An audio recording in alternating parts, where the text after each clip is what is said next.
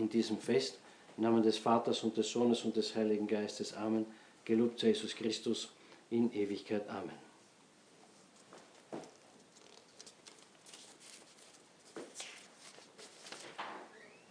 Au nom du Père et du Fils et du Saint-Esprit, ainsi soit-il. Bien chers fidèles, en ce dimanche, deuxième dimanche après Pâques, qui est commémoré parce que la fête des apôtres Jacques le mineur et Philippe prennent la place, tandis que nous fêterons mercredi, n'est-ce pas, le mercredi après le deuxième dimanche, la fête de Saint Joseph, époux de la très sainte Vierge Marie.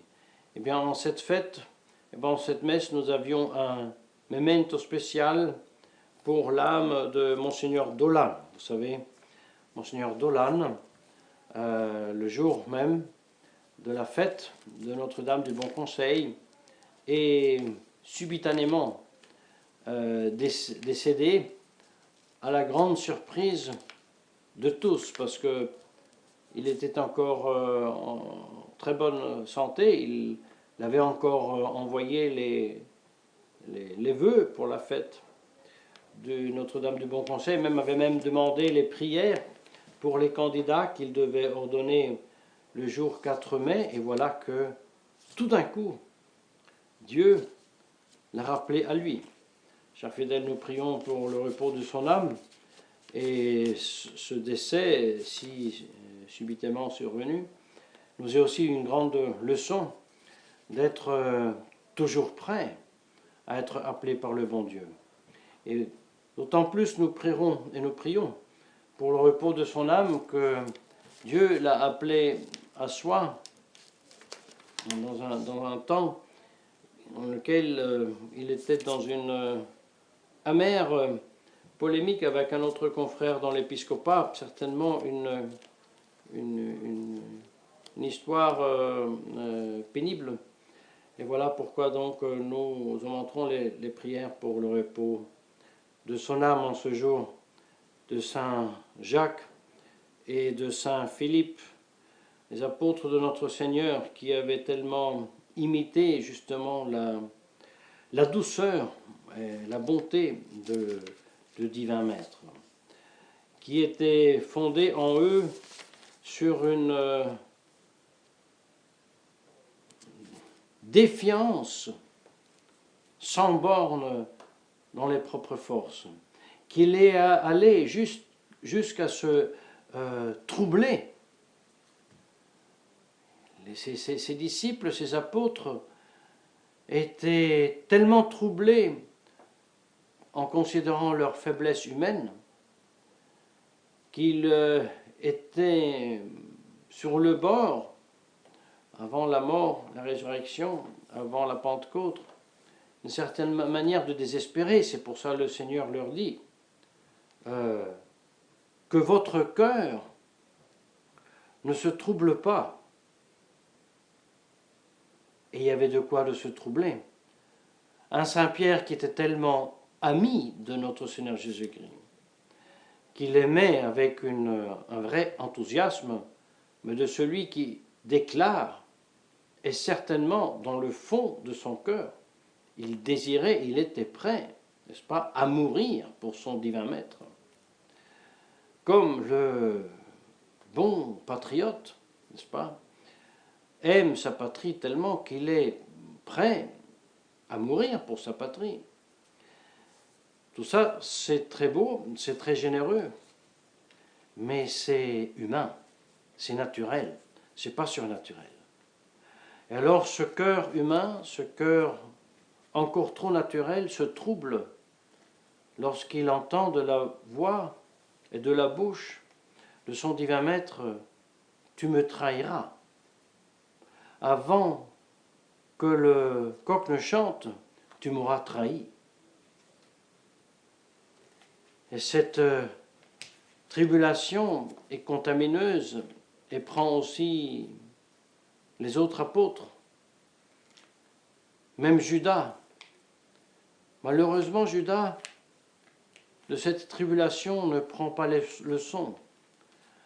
Malheureusement, Judas, quand il aura même reconnu même confesser son péché, sa faiblesse de nature, son amour pour les biens de sa terre, sa concupiscence des yeux, qui va jusqu'à vendre son divin maître.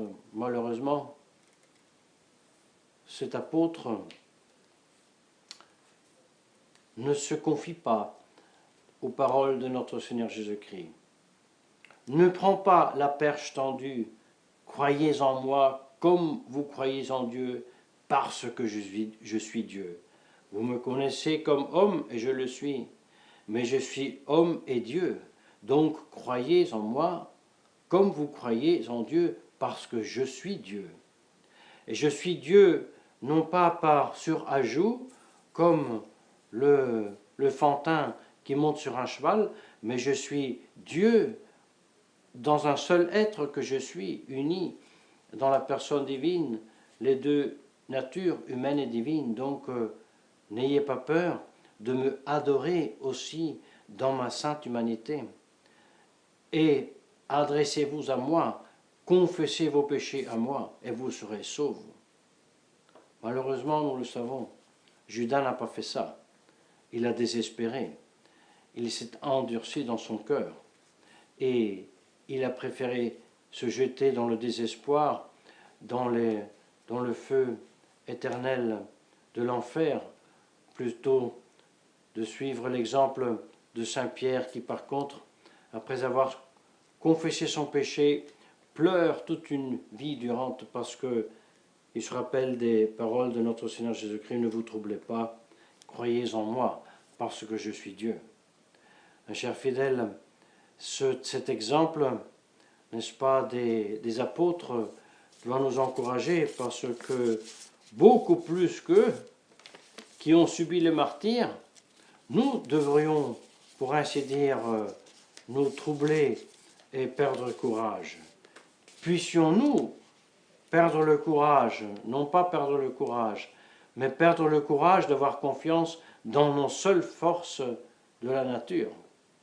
Pourrions-nous avoir de la sainte défiance envers nous-mêmes et dans la mesure que nous défions de nous-mêmes, croire en Jésus-Christ et vivre de foi, d'espérance et de charité. Puissions-nous imiter ces saints aujourd'hui, Saint Jacques le Mineur et Saint Philippe, dans leur vive foi, espérance et charité qui l'ont porté à subir un martyre exceptionnel, n'est-ce pas? Saint Jacques le Mineur, fils d'Alphée et de Marie Cléopha, donc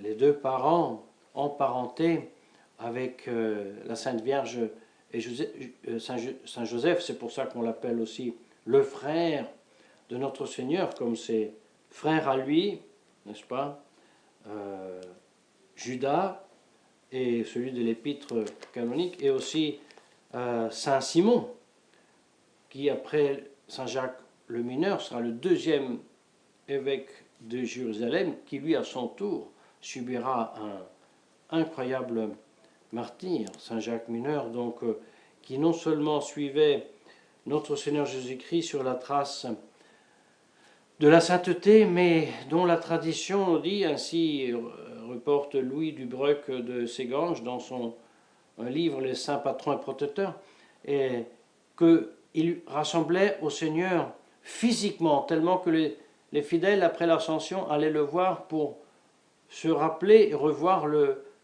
visage physique de notre Seigneur Jésus-Christ. Il est même ajouté que le baiser de Judas devait justement distinguer le Verbe incarné de ce parent Jacques le Mineur. Ce premier évêque de Jérusalem qui, après 29 ans d'exercice de son épiscopat, à l'âge de 96 ans, n'est-ce pas, vient subir le martyre, finit avec un foulon, c'est pour ça qu'il est le patron des foulons. Incroyable, mes chers fidèles. Aussi son frère, le deuxième évêque de Jérusalem, Saint Simon, qui à l'âge de 102 ans est crucifié et subit avec sérénité la crucifixion. Si nous voyons cela, mes chers fidèles, et nous le paragonnons à notre faiblesse, à notre nervosisme, à notre peu de capacité de supporter quelconque mal,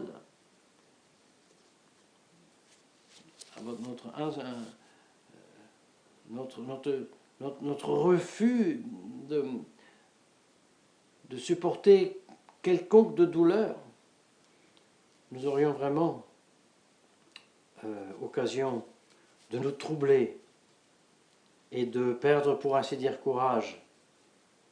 Mais si cette perte de courage regarde nos seules forces naturelles,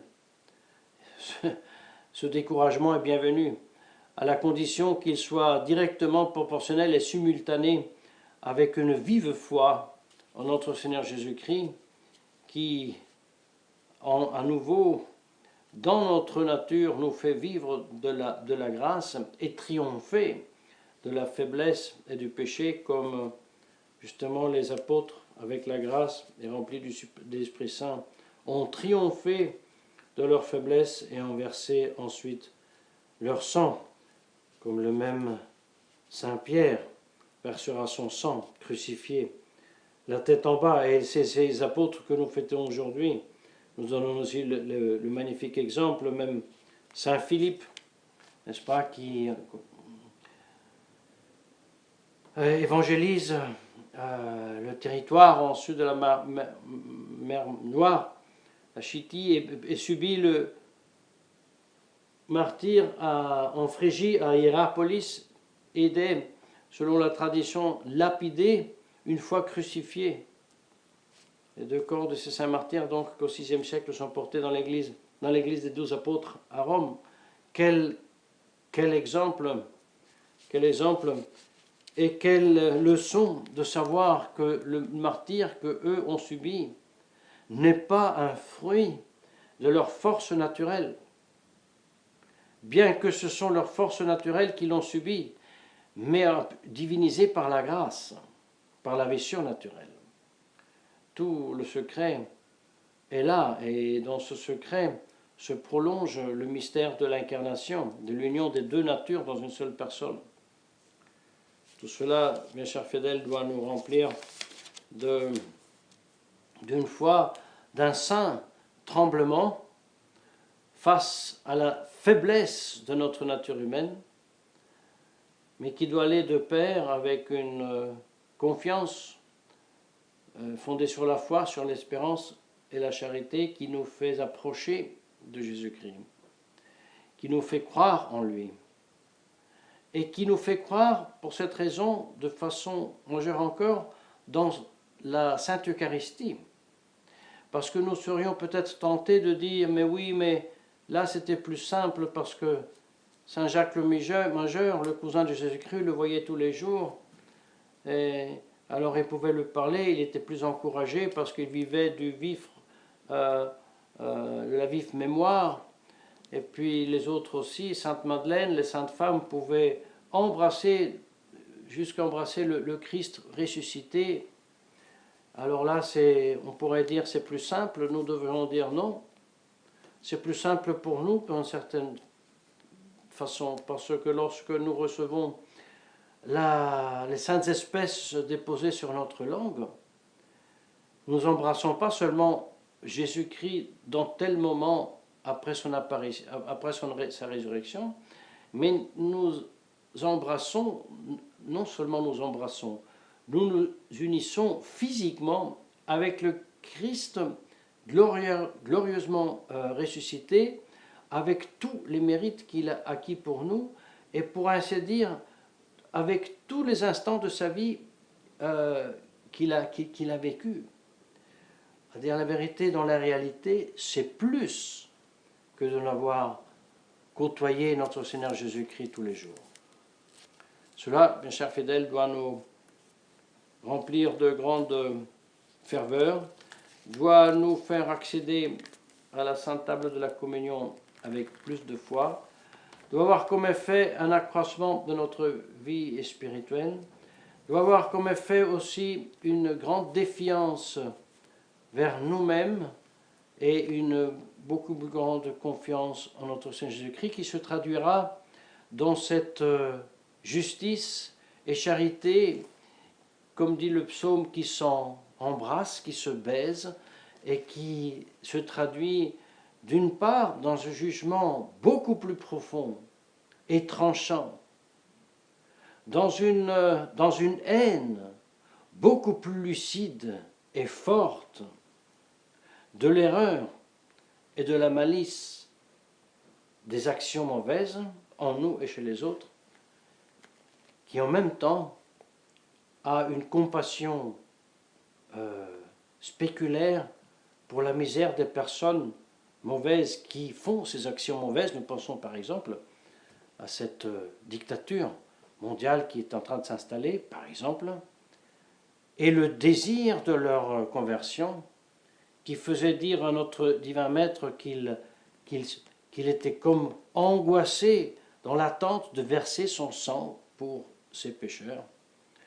Et les disciples limitants faisaient ainsi que Saint Jacques, le mineur, après avoir été précipité du temple et avec le crâne écrasé par les foulons, priait « Seigneur, pardonne-leur, ils ne savent pas ce qu'ils font ».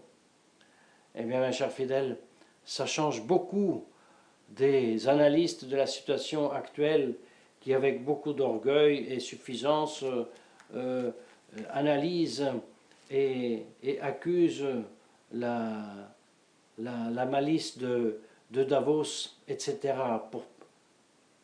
Pour combien, bien sûr que c'est vrai, mais c'est dans les faits infiniment plus superficiel que non la haine que Jésus-Christ a de cette malice qui va de pair avec un amour qui va jusqu'à verser son propre sang pour le salut de ses âmes avant qu'ils ne rejoignent pas, et espérons que non, le Judas qui, pour son compte, par contre, n'a pas voulu accepter cette miséricorde. Il a préféré se entêter et se endurcir après avoir reconnu, après avoir confessé son péché. Il a préféré s'accrocher et embrasser le désespoir et l'enfer au lieu d'accepter le don gratuit de la miséricorde comme l'a fait Saint Pierre. Oh, mes chers fidèles, nous sommes là vraiment devant le grand mystère de la grâce et du libre arbitre, mais nous choisissons la grâce, nous choisissons de librement choisir la grâce, adhérer à notre Seigneur Jésus-Christ, séduire son invitation de croire en lui comme, et puisque nous croyons en Dieu, Saint Augustin dit, s'il dit vous croyez en Dieu, donc croyez en moi, ça veut dire je suis Dieu. Croyons fermement en la divinité de notre Seigneur Jésus-Christ et demandons aux saints Jacques et Philippe la grâce de les imiter davantage. Au nom du Père et du Fils et du Saint-Esprit, ainsi soit-il.